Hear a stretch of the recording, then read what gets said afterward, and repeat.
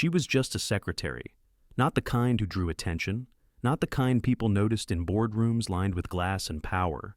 Grace Whitmore worked in the background, quiet, precise, holding everything together while no one asked how she held herself together. Until the morning she collapsed outside the CEO's office, and everything changed. Why did Elliot Hanover, the billionaire CEO known for his silence and distance, drop everything to carry her in his arms? What did he see in her that others ignored as whispers turned into headlines, and private moments became public scandals? Grace faced a painful choice: disappear like always, or finally choose to be seen. But was Elliot's care just guilt, a distraction, or something real? And when the world demanded he choose between reputation and heart, what would he sacrifice? This is not just a story about romance. It's a story about dignity, about second chances, and what happens when two broken people stop hiding from the world and from themselves. If this story moves you, don't forget to like, share, and subscribe, because some stories are meant to be felt, not just heard. Now, let's begin.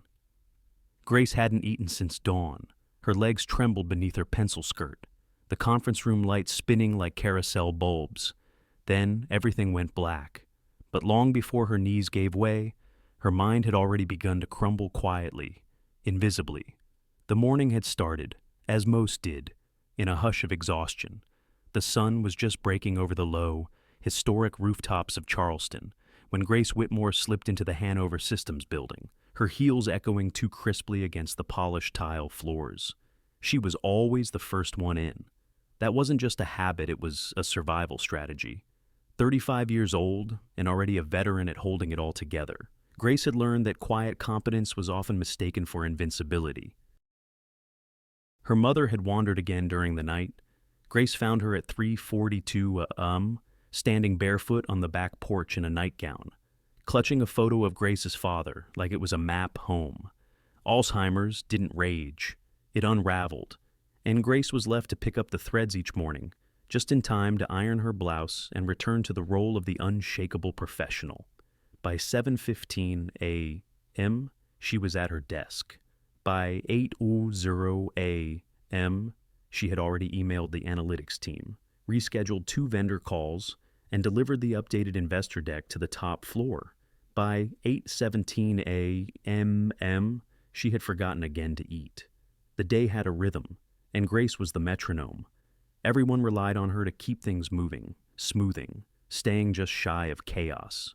She never stumbled, never hesitated, never let on that she was carrying more than she could hold. That was her secret talent, making the impossible look routine. Until today. By the time the board meeting was set to begin, the tension in her chest had tightened into something physical. The folder in her arms filled with projections, schedules, and precisely tabbed notes felt heavier than it should have.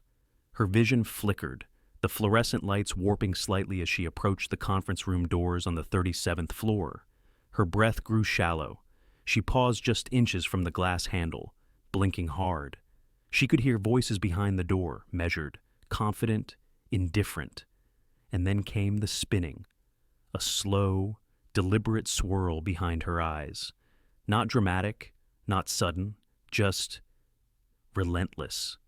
She thought about the email she hadn't answered, the voicemail from the nurse at the memory care clinic, the coffee she never brewed, the banana browning on the counter. Then the folder slipped from her hand, the papers scattered like leaves in an autumn wind, and Grace followed them to the floor. Her body crumpled softly, a whisper against the hard tile, her head tilted slightly, hair spilling across the hallway like honey on granite, her limbs folded inward as though bracing for something she wouldn't remember. Silence fell, the kind of silence that doesn't belong in corporate spaces, the kind that feels sacred or wrong. Seconds ticked. A young assistant inhaled sharply but didn't move. The VP of strategy took a cautious step back, as if unsure whether this collapse was contagious. Vivian Clark's heels clicked once, then stopped. Her lipstick, still fresh from a touch-up, curled into the faintest frown. And then Elliot Hanover stepped out of the conference room. To most of the staff, the CEO was more myth than man, a legend with silvering temples and eyes like cold steel. He was rarely seen, even more rarely heard. His presence alone could hush a room. But now, he crossed the hallway without hesitation. No barked orders, no dramatic flourish. He simply dropped to one knee beside Grace and placed 2 fingers against her neck. His face, usually unreadable, tightened with quiet alarm. He touched her wrist next, checking her pulse with practiced care, then glanced briefly at the scattered papers without acknowledgement. One arm slipped under her shoulders, the other beneath her knees. And before anyone could speak, Elliot lifted her into his arms. The hallway, so often abuzz with urgency, stilled completely. The CEO carried the unconscious secretary past open mouths and stunned stares, not pausing, not explaining.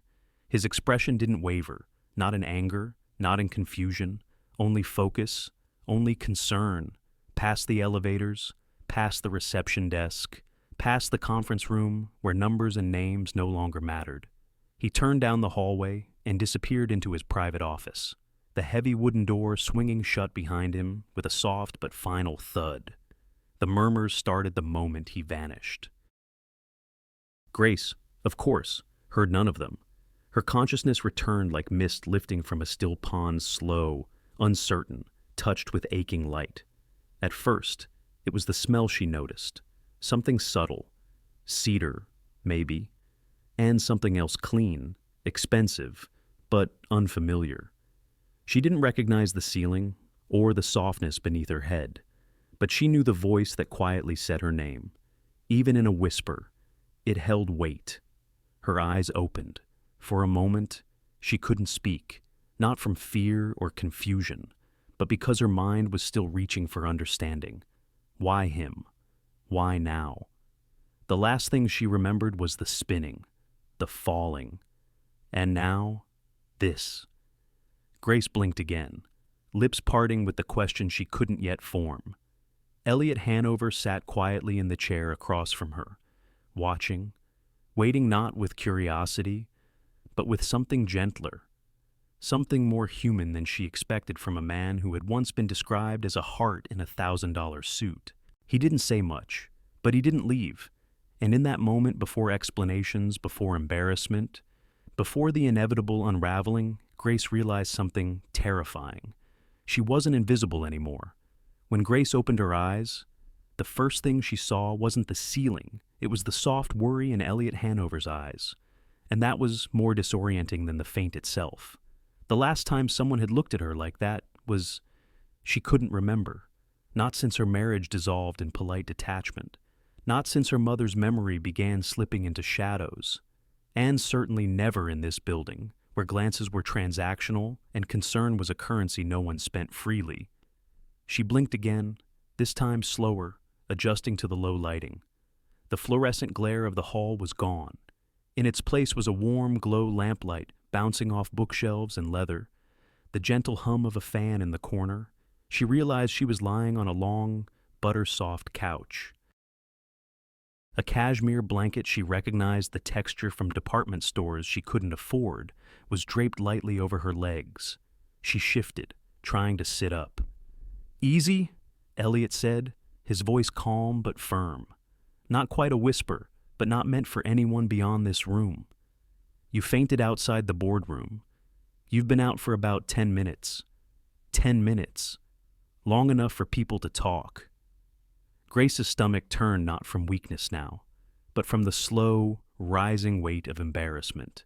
She reached up to smooth her hair, felt the dampness near her temple. Someone had wiped it with a warm cloth. She saw the bowl on the nearby table, the edge of a linen towel resting against porcelain. "Water?" he asked, already standing to retrieve the glass waiting on his desk. She nodded, unsure whether her voice would cooperate. He handed it to her without comment, his eyes briefly scanning her face for signs of another collapse. She sipped, grateful for the coolness, for the way it seemed to reset the parts of her that had gone fuzzy. Grace looked down at her shoes, one slightly askew near the end of the couch, and tried to form an apology. But none of the words she wanted were appropriate. "Sorry I caused a scene. Sorry for being human in a place that punishes it. Sorry you had to carry me." Instead, she said nothing. Elliot, still standing, returned to the chair across from her, his posture more relaxed than she'd ever seen. He didn't reach for a phone, didn't open a laptop. He simply sat. Grace glanced around the room. She had never been inside this office. Few had. It was quieter than she expected. No art meant to impress. No walls cluttered with plaques or certificates. Just a large oak desk, shelves filled with well-worn books, and one photograph turned face down on a side table. She didn't ask about it, but she noticed, and he noticed that she noticed. He cleared his throat. I lost my wife 6 years ago. Stroke. Sudden. She was 38. Grace's breath caught. He said it the way someone might recite an old fact, not with detachment, but with the steadiness of having had to say it too many times. She fainted once, 2 weeks before, he added, almost as an afterthought. No one thought much of it. The room shifted. It wasn't just a conversation now. It was something else. A thread quietly tied between two people who hadn't expected to speak this way today. Maybe ever. Grace stared into her water glass, watching the ripples settle. "I'm sorry," she said, her voice barely above the hum of the fan. "I know," he replied.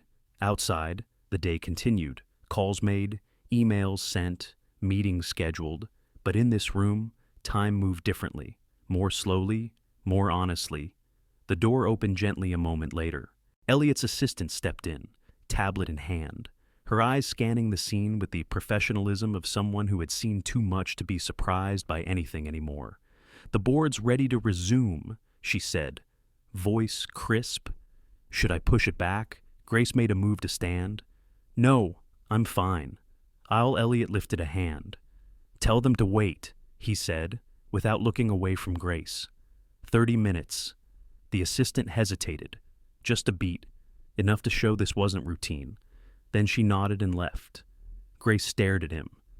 "You didn't have to do that." "I know," he said again, simply. She adjusted the blanket over her legs, suddenly aware of how strange this must all look.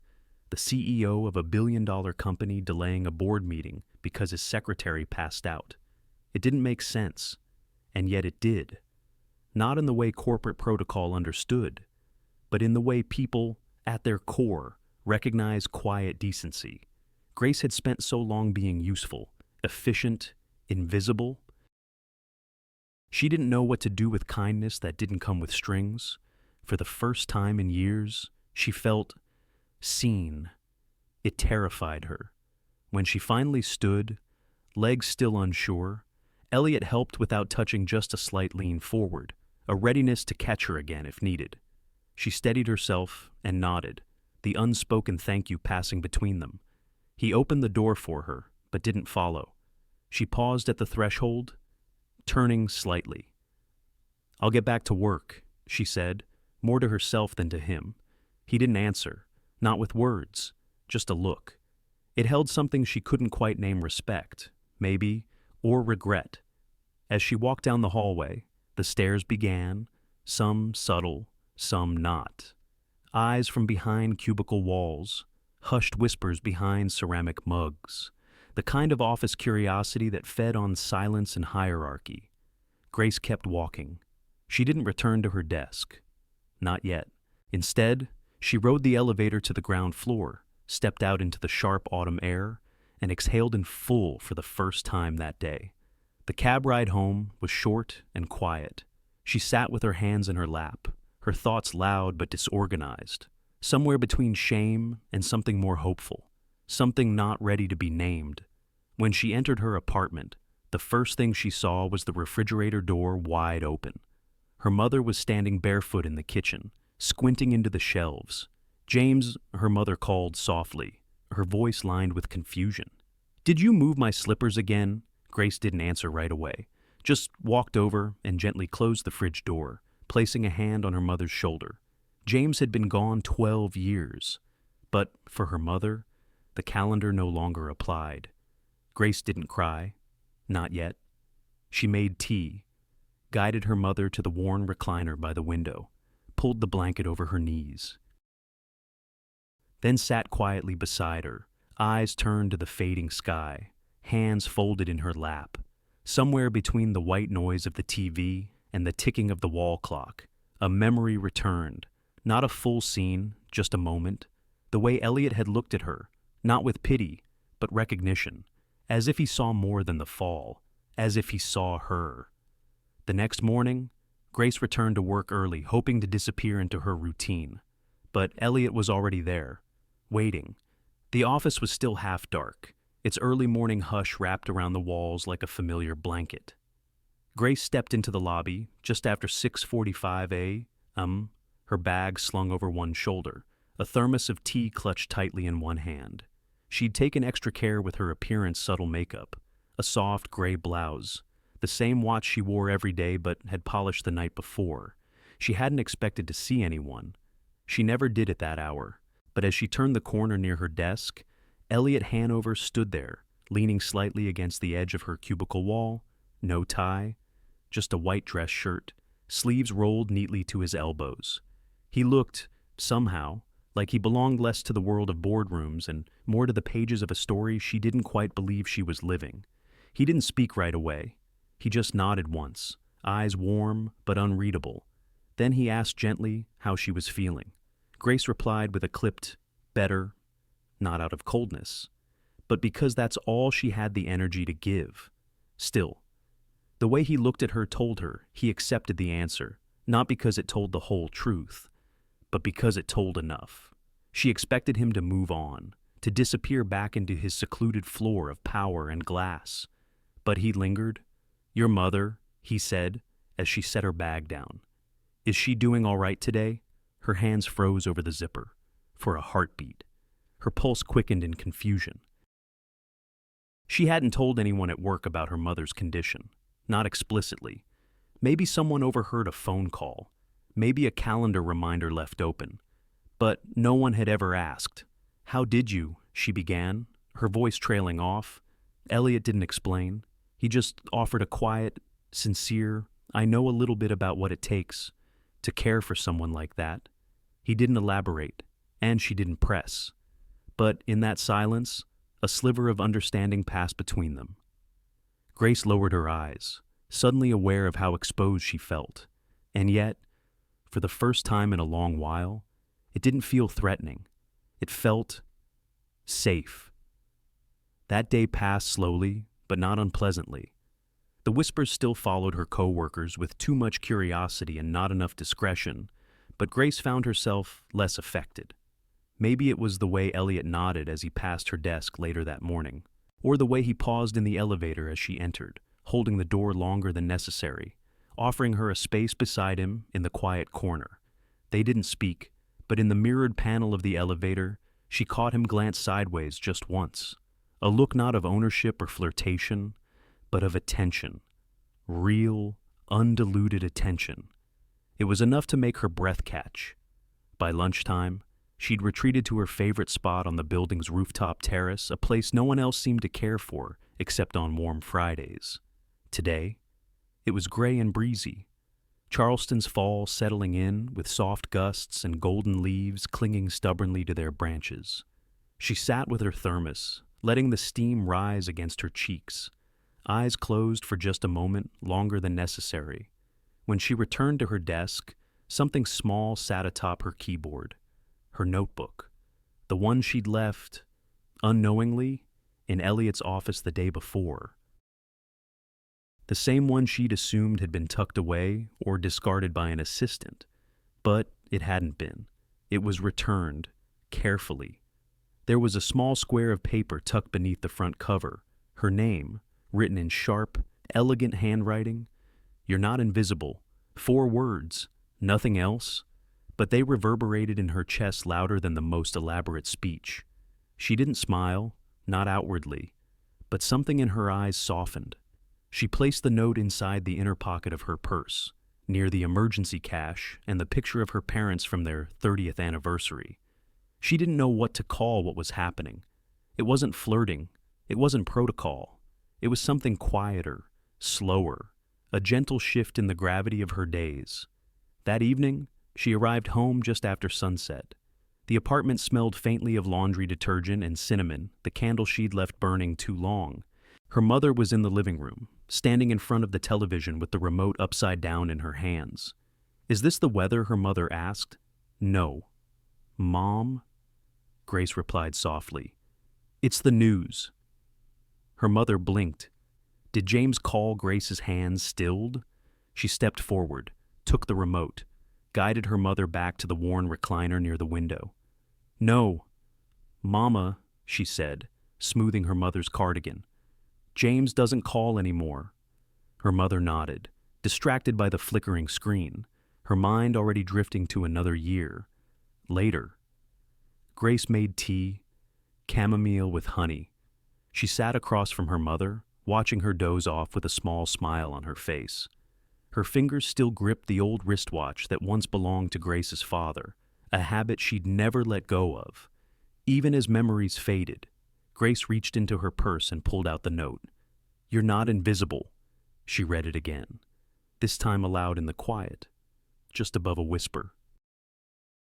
As if saying it would make it more true, she glanced at her mother's relaxed face, the creases around her mouth soft in sleep, the watch ticking faintly beneath her hand. Maybe she wasn't invisible, not to everyone.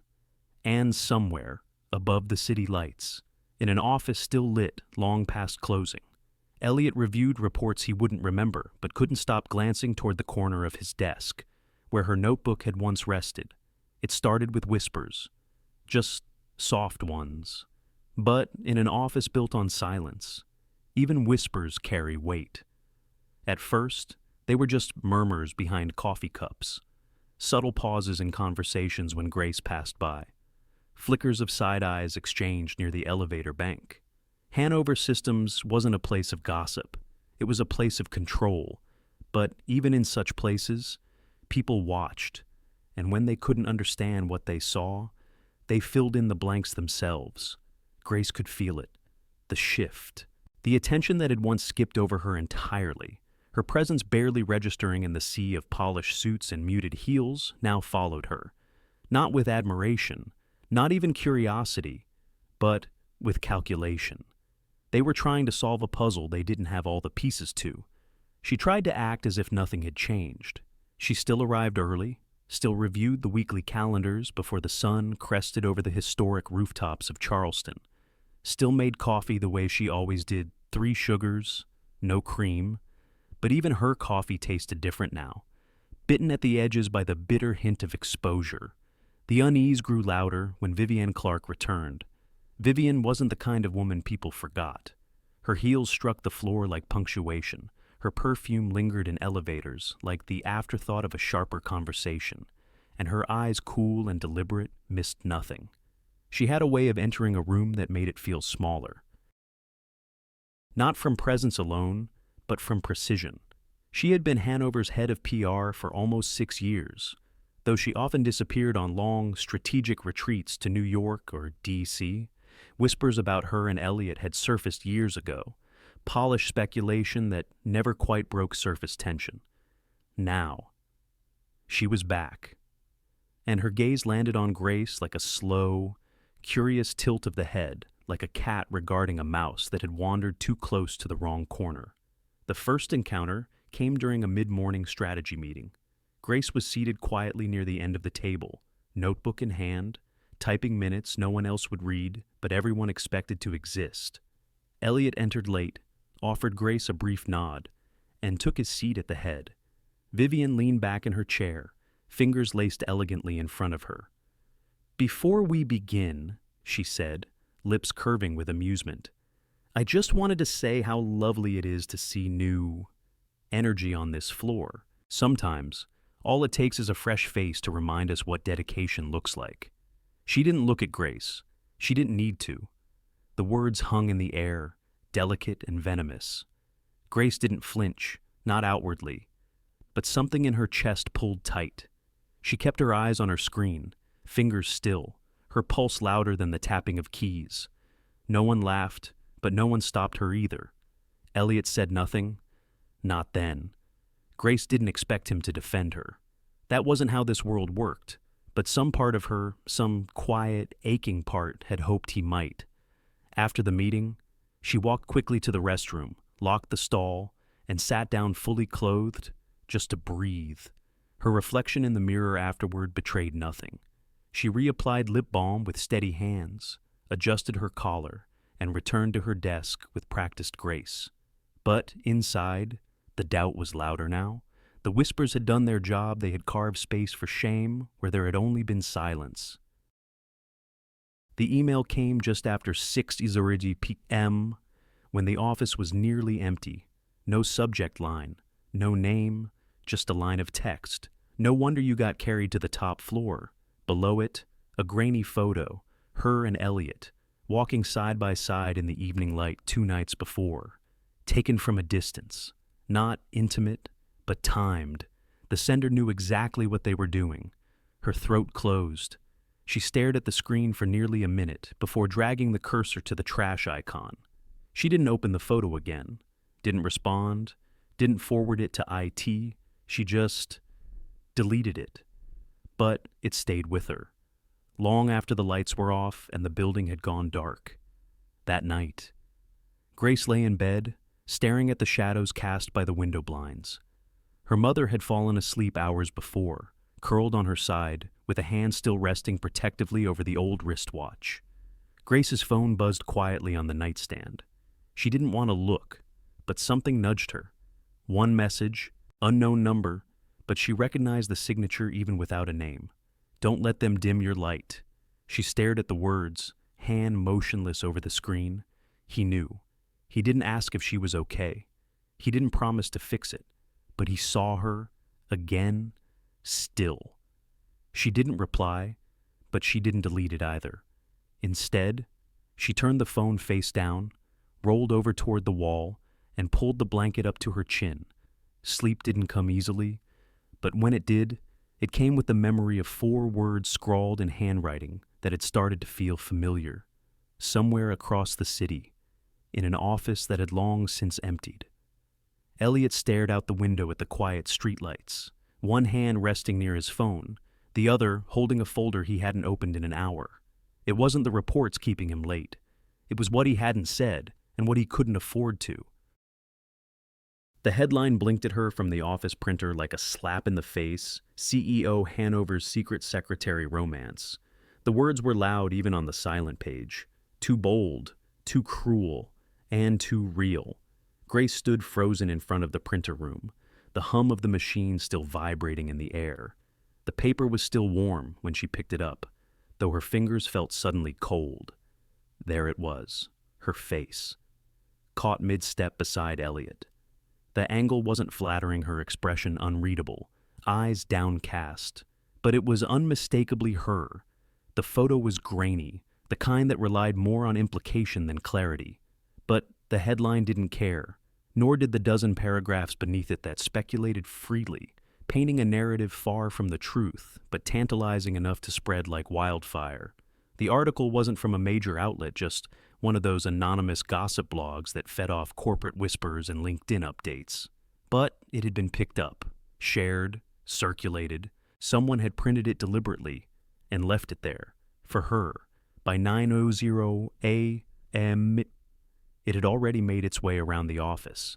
The glances that had once been curious were now sharpened, narrowed with judgment and indulgence. Conversations paused just a second too long when she entered a room. Emails were shorter, smiles tighter.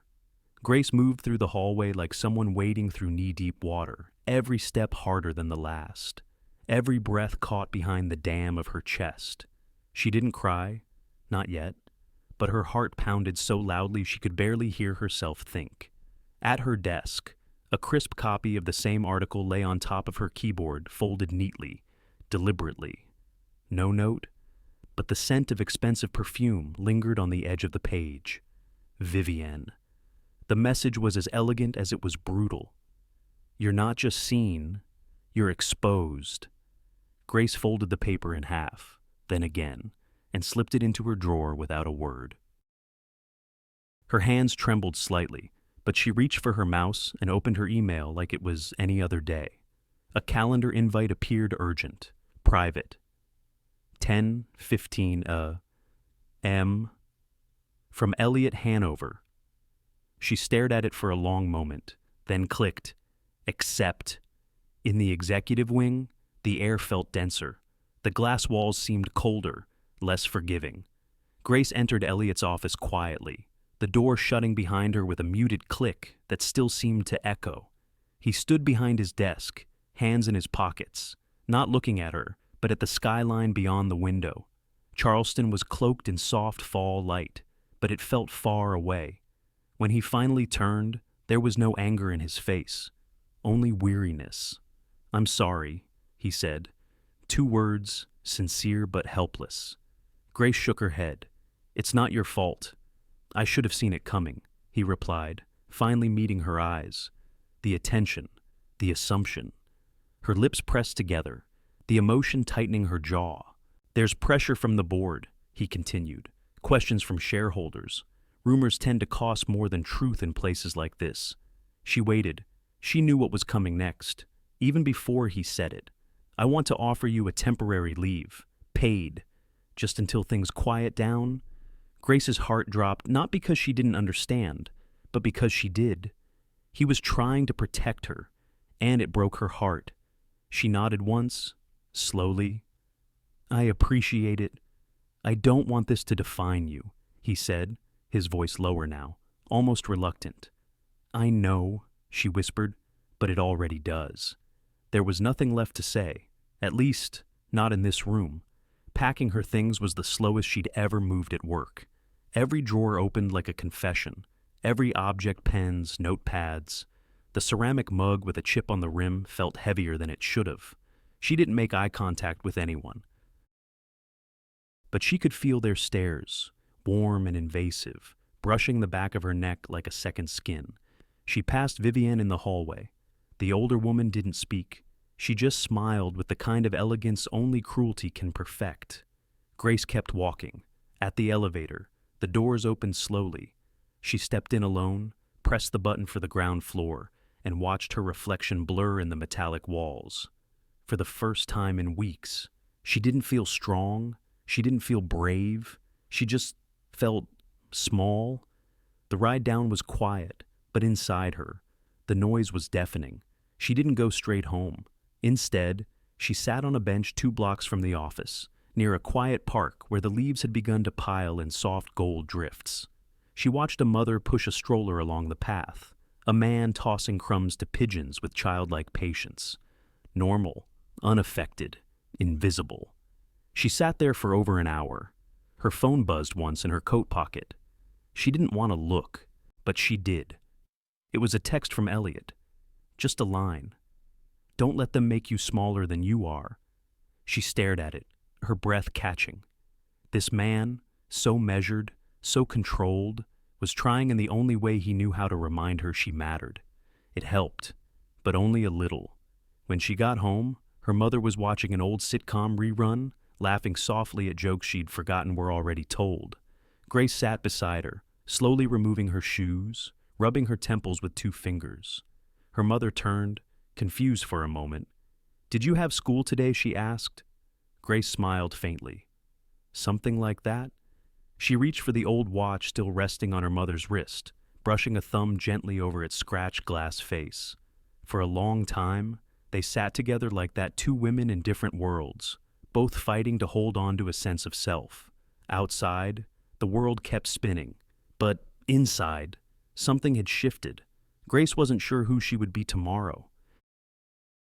But today, she knew exactly who she wasn't. She wasn't a rumor. She wasn't a headline. And she wasn't done. And in a corner office high above the city, Elliot Hanover stared at the screen of his laptop, where the same headlines still glowed. But it was her absence, not the article, that made the room feel suddenly colder. Some goodbyes don't come with tears. They come with silence. And silence is louder than grief. Grace arrived at the office just after dawn. The building was still dark, the echo of her heels the only sound on the polished floor. This time, she didn't come early to stay ahead. She came to leave without a scene. Her desk looked exactly as she'd left it, papers stacked neatly. her favorite pen resting diagonally across the corner of a legal pad, the potted lavender she kept by the window already beginning to wilt at the edges. She stared at it longer than she meant to. It had bloomed in spring, quietly, consistently, a stubborn kind of beauty. She ran her fingers along the desk's smooth surface, her touch feather-light, like a goodbye. She wasn't allowed to speak aloud. One by one, she packed her things. No cardboard box, no dramatic sweep of arms, just her worn leather tote, the one she carried every day for the last 4 years. A book of quotes she kept tucked in the drawer, the mug with the tiny chip near the handle, a USB drive with 2 years of projects she would never claim credit for. She paused at the framed photo of her mother and father, her mother still lucid then, her father's smile like sunlight. She placed it gently in the side pocket of her bag. She didn't expect anyone to come. So, when she heard footsteps measured, deliberate, her breath caught without warning, she didn't turn around. She didn't have to. He stood in the doorway, just inside the threshold. Elliot. He didn't speak, and she didn't offer greeting. The moment stretched between them, fragile and full, like the final note of a song no one wanted to end. She turned, slowly. Their eyes met, not like before. Before, there had been curiosity, quiet warmth, unspoken wonder. Now, there was weight. Grace opened her mouth, then closed it. There was nothing left to say that wouldn't betray the composure she worked so hard to keep. Her heart was loud, but her face was still. Elliot looked as he always did, measured, elegant, restrained, but something in his posture betrayed him. His hands were in his pockets, his tie slightly loosened, his eyes tired. He stepped forward, 1 pace, then stopped. She waited, but he didn't speak, so she nodded. A small, respectful gesture, the kind you give someone who once mattered more than they could say. Then she turned back to her bag, zipped it shut, and lifted it onto her shoulder. When she walked past him, he moved aside silently. Their shoulders nearly brushed. Nearly. She didn't look back. Outside, the autumn wind greeted her with a softness that made her ache. She pulled her coat tighter, the chill biting gently through the fabric. The city moved as it always did. Buses groaning at corners, bikes weaving between cabs, morning joggers with headphones and focused eyes.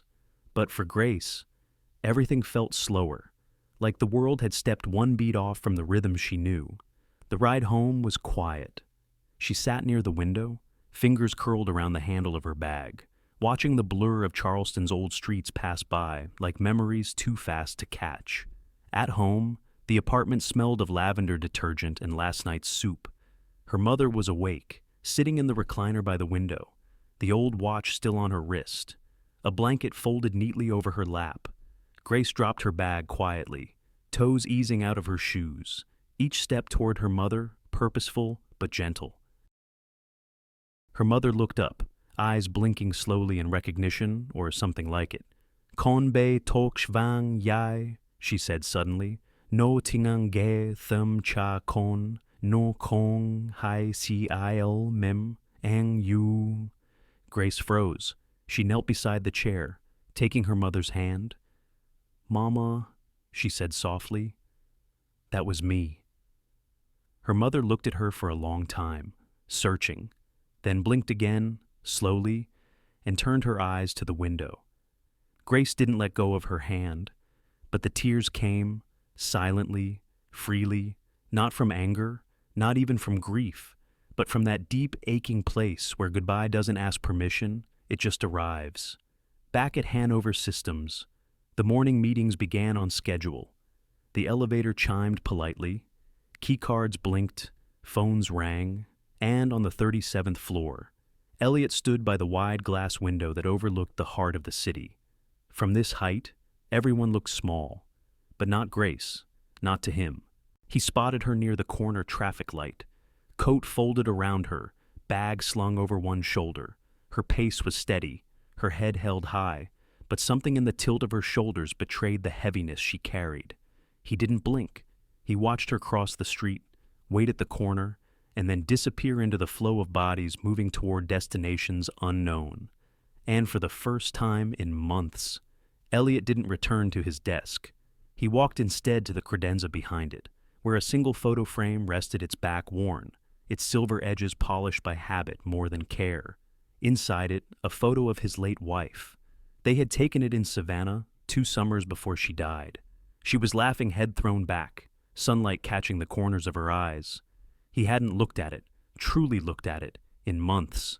Now, he lifted the frame, held it, paused, then, slowly, he opened the back, removed the photo, and placed it in a drawer. He didn't throw it away. But he didn't return it to the desk either. The space it left behind was quiet, like the moment after a door closes, or the instant before a heart begins to hope again. The boardroom was colder than usual that morning, not because of the AC, but because Elliot Hanover walked in without his usual detachment. He looked like a man who had already made up his mind. The room was long, minimalist, and lined with high-backed leather chairs that reflected the kind of power few people wielded but many pretended to. On the far wall, the company's mission statement was etched in brushed steel: innovation, integrity, impact, words that looked cleaner than they ever felt. Elliot took his seat at the head of the table. No folder in hand, no coffee, just the sound of his own footsteps, deliberate and soft, like he was stepping into a storm he had already studied. The board members greeted him with the kind of civility that wasn't warmth. A few nodded, one cleared his throat. 2 looked down at their tablets, scrolling through reports that had already been printed 3 times over. Vivienne was the last to sit. She took her seat with quiet grace, her red leather portfolio snapping shut, as if to say everything that needed saying had already been said. The agenda began with earnings, projections, Q4 concerns. Elliot listened without interruption. His face revealed nothing, though his hands remained folded atop the polished oak table, not fidgeting, not moving, just still. Then came the shift. A soft cough from Chairwoman Ellison, a glance toward Elliot, the kind of pause that signaled something unscripted was about to happen. "We'd like to move to the personnel matter," she said, her voice tight, too polite. Elliot didn't blink. Vivienne leaned forward, not looking at him directly, but her tone carrying just enough weight to matter. "There's concern," she began delicately, "about recent press, about perception, about how personal associations may be clouding executive focus." No one mentioned Grace's name. No one needed to. Elliot's expression remained neutral, but a slight tap began his index finger gently, rhythmically pressing against the wood, like the ticking of a distant clock. Vivienne continued, careful as a surgeon. "We understand the complexity, but the company's image is at stake. Investors are watching. We need clarity on how you plan to proceed." The room was quiet, not heavy, not hostile, just waiting. Elliot looked up slowly, his eyes scanning the room, not challenging, not defensive, just measuring. "I'm not unaware of the noise," he said at last. His voice was low but firm, each word deliberate. "But noise is not the same as truth," Chairwoman Ellison interjected gently. "It's about public trust, Elliot, stability." Again. He nodded, but this time, he leaned back in his chair. The tapping stopped. "And how do we define stability?" he asked softly. "Is it silence, conformity, pretending people don't matter unless they sit at this table?" A flicker passed across Vivienne's face, something between irritation and curiosity. "We're not questioning your leadership," someone else added too quickly. "No," Elliot said. "You're questioning my humanity." The room shifted. He paused, then looked down at his hands for a moment, letting the silence breathe. The weight of that silence wasn't accidental. It was chosen. And then, with a calm steadiness, he spoke. "I will not apologize for seeing value in a person others chose not to see." He didn't raise his voice. He didn't defend Grace. He didn't mention her name, or the emails, or the headlines still floating like smoke around the building. He just said it and let it hang in the air, proud and unbending, No one responded, not immediately. Vivian sat back in her chair, her nails resting lightly against the rim of her coffee cup. She didn't smirk. She didn't press. Because she knew that, when Elliot spoke like that, there was no persuading him, Chairwoman Ellison eventually cleared her throat. "Well," she said, reshuffling her papers, "we'll note your position. Thank you." And just like that, they moved on to vendor negotiations. But something in the room had changed. After the meeting, Elliot didn't return to his office immediately. He walked the long corridor outside the boardroom, his footsteps slow, the echo of his declaration still reverberating behind his ribs. There was no victory in what he said, just honesty. And for a man who had built his career on keeping his emotions out of the room, that kind of honesty cost more than most would ever know. When he finally sat at his desk, he didn't reach for the report stacked neatly on the corner. He didn't touch the glass of water someone had left at his elbow. Instead, he opened his laptop. There, buried beneath dozens of flagged emails and digital memos, was an old message from Grace. He had read it before, weeks ago, but now he opened it again, slowly. It wasn't long. She had sent it the evening after he returned her notebook. It had no subject line, just a few lines. "Thank you for seeing me, for noticing. Most days, I feel like a shadow passing through this building. You didn't have to do what you did, but you made me feel like I wasn't invisible, and that's something I didn't know I needed until now."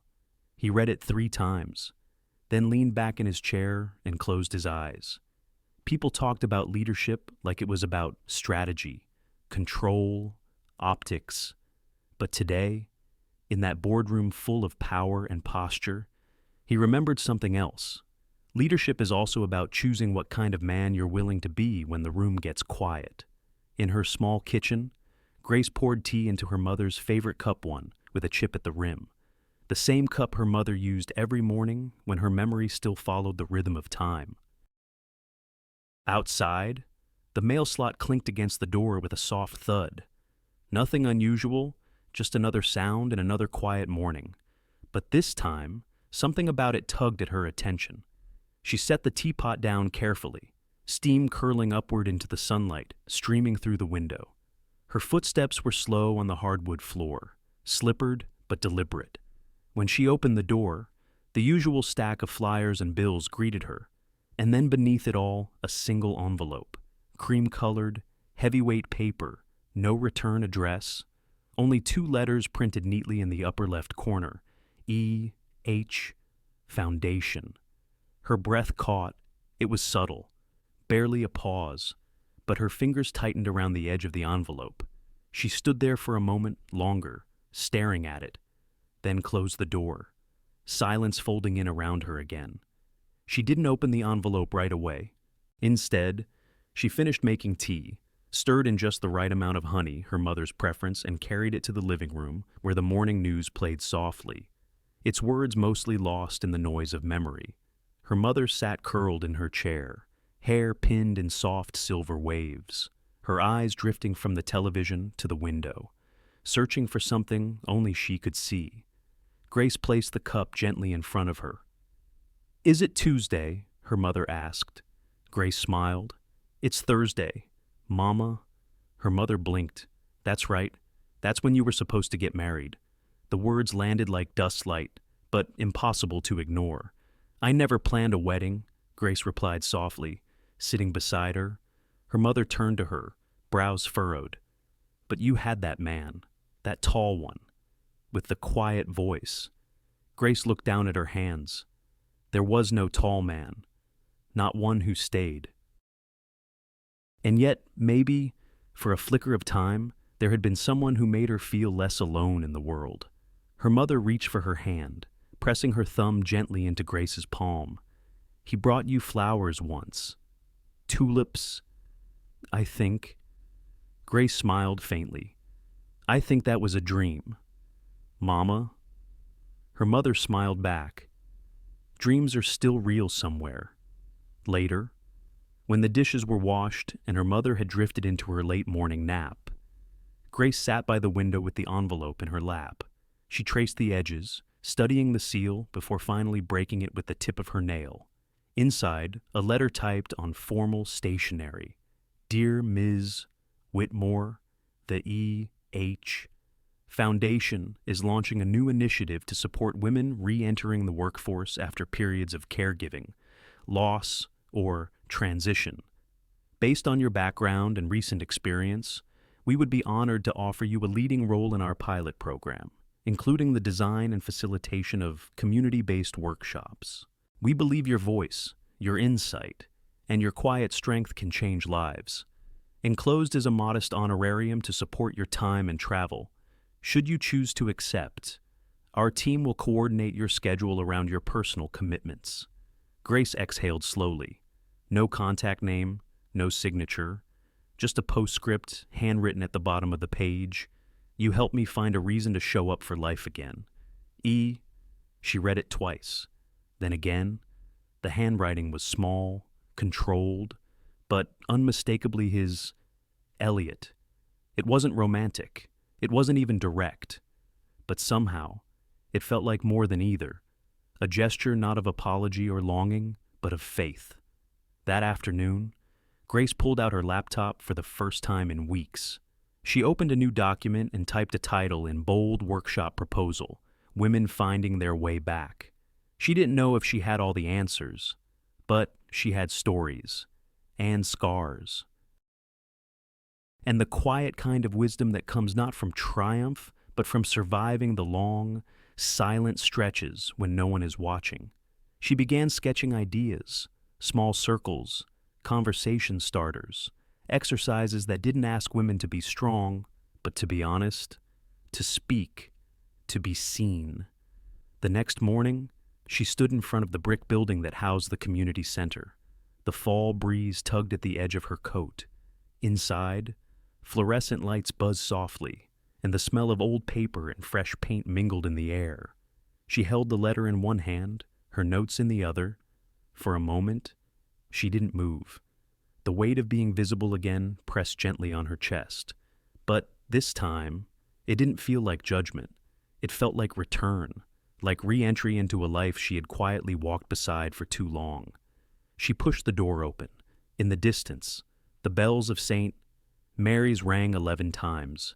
And somewhere across the city, in an office filled with quiet space and stronger light than before, Elliot Hanover glanced at his watch, then back at the photo now pinned to his corkboard, an invitation mock-up from the E.H. Foundation's new workshop series. No name, no logo, just a title, Becoming Visible. He smiled to himself and returned to work. No one expected Elliot Hanover to speak at the company's gala. His name had been printed at the bottom of the program, listed under executive remarks, but most assumed he'd delegate. That's what he did. Now stay behind the curtain, let others smile for the camera, keep his thoughts to himself. Hanover Systems had grown accustomed to his silence. But that night, under warm string lights strung across the glass atrium and an uncertain sky above, Elliot stepped onto the stage, no teleprompter, no prepared speech, just truth. The room quieted instantly, not because he demanded it, but because Elliot Hanover rarely took up space like this. When he did, people listened. The annual gala had unfolded as expected, clinking glasses, polished speeches, laughter loud enough to mask the tension beneath the surface. Hanover Systems had recovered well on paper since the headlines. Stock prices held, clients remained, but internally, there were fractures, hairline cracks only visible to those who looked too closely. Vivian Clark moved through the room like a practiced flame, elegant, composed, trailing interest wherever she passed. Reporters angled for her comment. Socialites leaned in close. She posed just beneath the chandelier for photos, her expression timeless. And then the lights dimmed, the music faded, and the spotlight turned toward the low platform at the front of the room. Elliot stepped into it. No one knew where he had been. Rumors said he'd taken time off. Others said he was preparing to step down. That night, neither seemed true. He approached the microphone without a note in hand, just his posture upright, sure, and a glint in his eyes that hadn't been there in months. He looked out over the crowd, familiar faces, colleagues, shareholders, strangers, and near the back he saw her. Grace had come late. She hadn't planned to attend. The invitation sat untouched for weeks, gathering dust between unpaid utility bills and reminders for her mother's prescriptions. But something about the letter from the E.H. Foundation lingered in her bones. It felt like a door had been left ajar, and she owed it to herself to peek through it. She stood near the exit now, her coat still draped over one arm, unsure if she would stay, until she saw him walk on stage.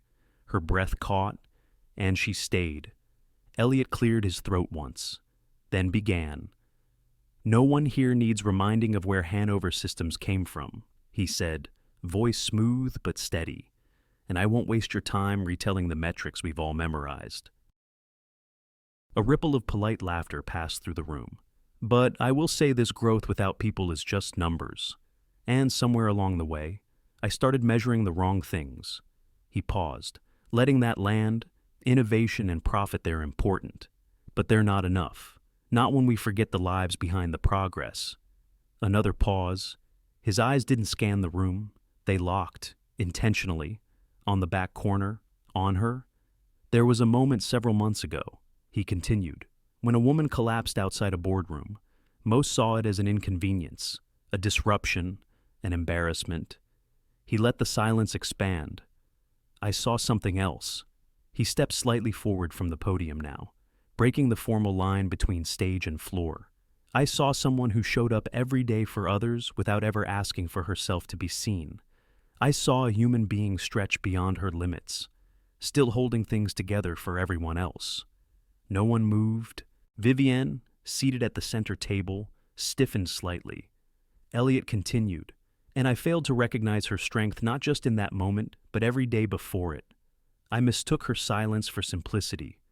I let her disappear." Grace stood still.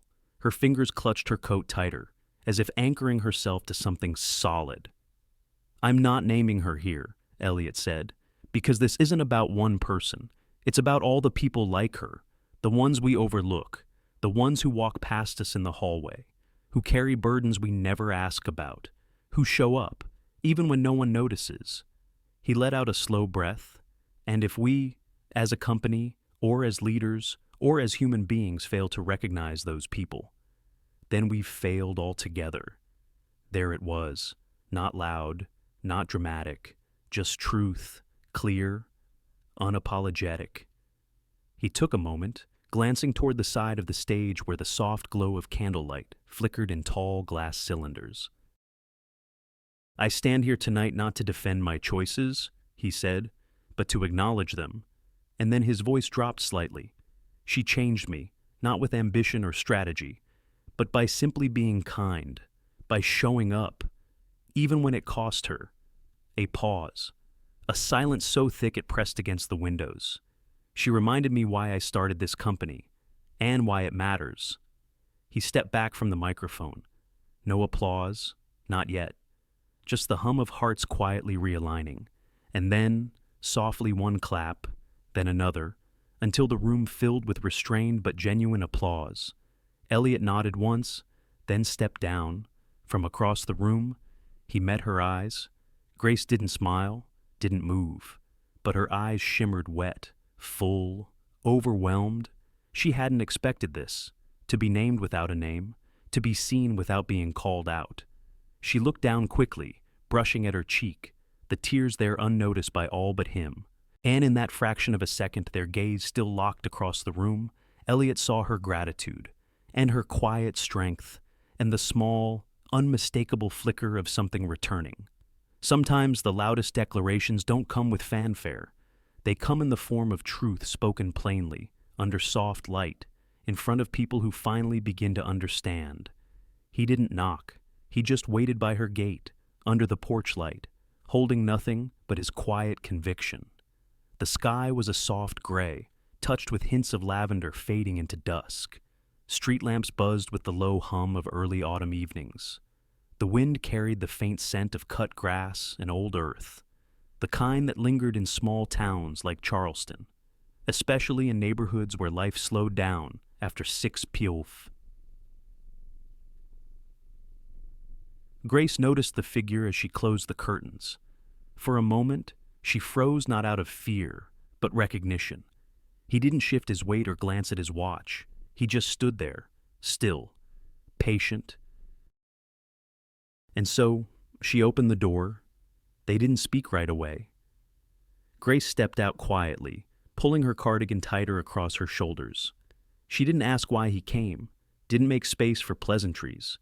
She just walked down the porch steps and stood beside him, their feet inches apart, the old wood beneath them creaking like it remembered something, too.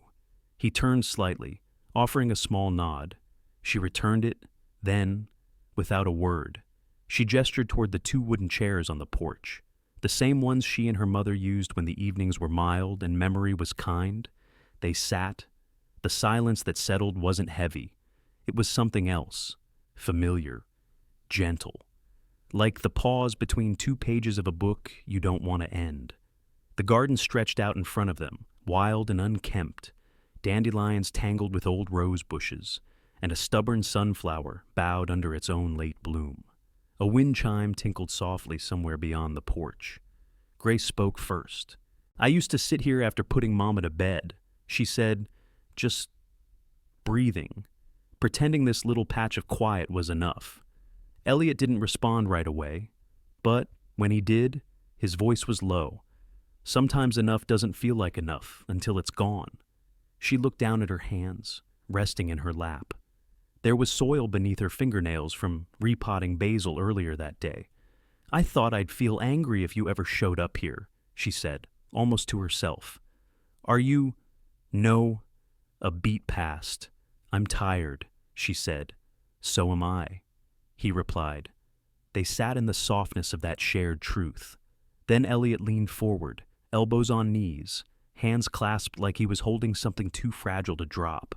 "I came here tonight," he began, "not because I had something to fix, but because I realized I'd been trying to fix the wrong things." Grace turned toward him slightly, the light from the porch lamp casting gold along her cheekbone. "I've spent my life managing optics, controlling outcomes. I thought respect was something you bought with precision and distance." He looked up then, meeting her eyes. "But lately, I've come to see that being respected doesn't mean being known, and it certainly doesn't mean being needed." Grace didn't reply, not yet. She let the weight of his words find their place. Elliot leaned back. "I stepped down." That made her blink.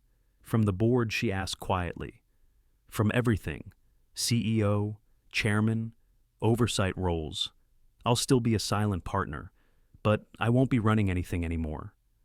Grace's brows furrowed, not in shock, but in wonder. "Why?"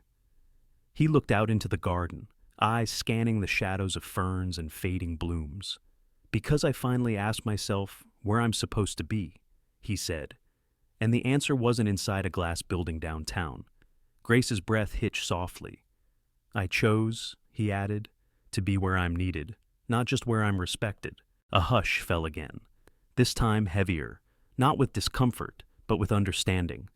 Grace turned her gaze back to the yard, where fireflies had begun their quiet dance among the weeds. "My mother asked me last week if it was my wedding day," she said. Elliot smiled gently. "Did you say yes?" "I told her maybe one day." He nodded, as if that answer made perfect sense. More silence. And then Grace, slowly, carefully, placed her hand over his. It wasn't dramatic. No music swelled, no tears fell, just the slow, deliberate choice of contact, of returning, of letting a moment mean something without needing it to mean everything. Elliot didn't move, just curled his fingers gently beneath hers, and together, they sat under the porch light, not speaking, not deciding, just being. Spring came early that year, or maybe it just felt that way because Grace had started planting again. The air carried a different kind of warmth, now gentler, more forgiving.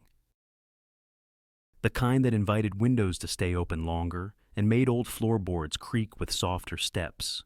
It was still too early for full blooms, but the soil had loosened and the robins had returned. Even the weeds seemed a little kinder. Grace knelt in the garden bed she'd neglected for years. Her fingers moved slowly, pressing seeds into shallow rows, the tips of her nails dark with dirt. She wore old jeans, the knees patched from past seasons, and a flannel shirt faded at the cuffs. Beside her, a trowel rested against a stack of terracotta pots, and an open packet of marigold seeds fluttered in the breeze. Behind her, in the living room window, her mother sat quietly with a blanket around her shoulders and a cup of tea resting in her hands. She wasn't always present, not fully, but today. Her eyes followed the movement in the garden, and when Grace looked up, their eyes met through the glass. Her mother smiled. It wasn't the wide, knowing smile from before, but it was there. That was enough. Elliot arrived without knocking. He let himself in through the side gate, as he often did now, his presence as natural as the breeze. He wore a navy sweater rolled at the sleeves and soft, worn jeans, a canvas bag slung over one shoulder. He stopped just inside the fence, watching Grace for a moment before she noticed him. She looked up and gave a quiet grin. "You're late," she said. "I brought coffee," he replied, holding up 2 paper cups. She accepted one gratefully, setting her gloves aside and sitting on the edge of the garden bed. He joined her, their shoulders brushing. They didn't need to speak much. There was no urgency in their time now, no expectations clinging to their silence. Just the soft rhythm of 2 lives learning how to share space. Elliot reached into his canvas bag and pulled out 2 small lavender plants, already sprouting. "Thought we could give these a try." Grace took one, turning it in her hands. "They remind me of Provence," she said. "You've been—" "No," she smiled, "but I read about it once." He smiled too, gently. "Well," he said, "then we'll bring Provence to Charleston. Later." They moved inside. Dinner was simple roasted vegetables, warm bread, and Grace's homemade lentil stew. The table was set on the back porch, where the last light of day stretched long shadows across the planks. Wind chimes sang a lazy tune, and a candle flickered between them. Her mother had gone to bed early. The house was quiet now. Elliot poured her a glass of wine, then one for himself, their glasses clinking lightly in the hush. Grace leaned back in her chair, bare feet tucked beneath her, and sighed. "Sometimes I forget what peace feels like," she said softly. Elliot didn't answer right away. He reached into the pocket of his sweater and pulled out a small velvet box. Not grand, not ornate, just a box. He didn't open it, didn't push it across the table with any declaration. He simply set it down, between them, still closed. Her eyes shifted to it slowly. He watched her not with anticipation, but patience. "I'm not asking," he said, voice low. "Not unless you want me to." She didn't touch the box. Not yet. Instead, she looked at him. Really looked. At the quiet steadiness in his gaze. At the way his hands rested on the table weathered. Calm. At the lines on his face softened not by time, but by intention. Then, finally, she reached out not for the ring, but for his hand. "I don't need a question," she said. He didn't respond, just turned his palm upward so hers could rest in it. Together. They sat as the sun dipped behind the fence, and the last light of spring folded itself into the folds of twilight. When they finally stood to go back inside, Grace picked up the small velvet box. She didn't open it, didn't say yes or no. She simply placed it on the kitchen windowsill right beside the potted basil, and that was enough. For now. The last time she walked into that boardroom, she fainted. This time, she walked in holding Elliot's hand, and her head was held high. The air smelled different today, not of tension or varnished fear, but of lavender from the vases lining the hallway. A small, deliberate touch Grace had insisted on. The scent of something growing again. The boardroom had been repurposed for the day, transformed into the opening ceremony of Hanover Community Resource Center, a partnership between the E.H. Foundation and the local municipality. Rows of chairs filled the once sterile space. Sunlight poured in through the floor-to-ceiling windows, falling gently across freshly printed programs, each bearing the same line at the top, You are not invisible." Grace took a slow breath as she entered. Elliot walked beside her, not in front, not behind. With her? No one whispered this time, because this time, she wasn't a rumor. She was the reason the room had gathered. In the front row, her mother sat upright in a pale lavender sweater Grace had knit 2 winters ago. Her eyes were alert today, wide and clear. Though a bit overwhelmed by the crowd, Grace caught her gaze and gave a small wave. Her mother's face lit up, a recognition bright in her eyes. "Gracie," she mouthed, and Grace nearly forgot how to breathe. The podium was simple, unadorned wood, no flashing lights or projected slides, just Grace, standing tall, notes folded neatly in one hand, the other resting gently over her heart as she took a quiet pause before speaking. "When I left this building months ago," she began, "I thought I'd disappeared." She looked out over the room, not from the company, from myself. A hush settled deeper. This center isn't about a romance. It's not about headlines or redemption stories. Her voice stayed steady. It's about being seen, about standing back up when the world expects you to fade away. She glanced toward her mother. About finding your voice when even the people you love forget your name. Her mother clapped softly then, just once, then again. The room followed. Tears gathered at the corners of Grace's eyes. But she kept going. "I spent years learning how to disappear in plain sight. I let exhaustion become routine, let silence become survival. But someone saw me." She glanced toward Elliot, and that changed everything. She smiled, slow and sure. "This center is for every woman who ever held things together while falling apart. For every caregiver, every overlooked worker, every invisible fighter." Her hand trembled slightly as she unfolded her closing line. "We see you, we honor you, and we are building a world where your story matters." When the applause ended warm, standing, sustained, Elliot stepped quietly beside her. He didn't take the microphone, didn't make it about himself, but when someone in the crowd asked him to speak, just briefly, he nodded and stepped forward. His voice didn't rise. It lowered, calm, measured. "I built a company that reached far, but I lived a life that stayed small." He looked down, then up again. "Grace Whitmore changed my world, but more than that, she helped me find my way home." His words didn't need flourish, because they were real. After the speeches, there were photos, handshakes, journalists with recorders, local officials praising the vision, but Grace only half heard any of it. She was focused on her mother, who now stood slowly from her chair and began walking toward her with the help of a volunteer. When they reached each other, Grace knelt, and her mother cupped her face with both hands. "Gracie," she said clearly, "I'm proud of you." Grace closed her eyes. "I know, Mama." And for that moment, it was enough. The sky darkened earlier than expected that day. A spring rain crept in like a whisper, brushing soft against windows and rooftops. Outside the building, the crowd thinned. Umbrellas opened. Laughter echoed against the glass. Staff packed up signs and folded chairs. The petals of the marigolds and the planters curled slightly at the touch of drizzle. Grace and Elliot stood beneath the awning. She looked up at the gray sky, then back at him. He removed his coat without a word and draped it over her shoulders, not hurriedly, just naturally, as if he had always been meant to do so. She pulled it tighter. They began walking toward the parking lot, hand in hand, no cameras, no stage, just the sound of their footsteps and the soft patter of rain on asphalt. At the edge of the lot, she paused.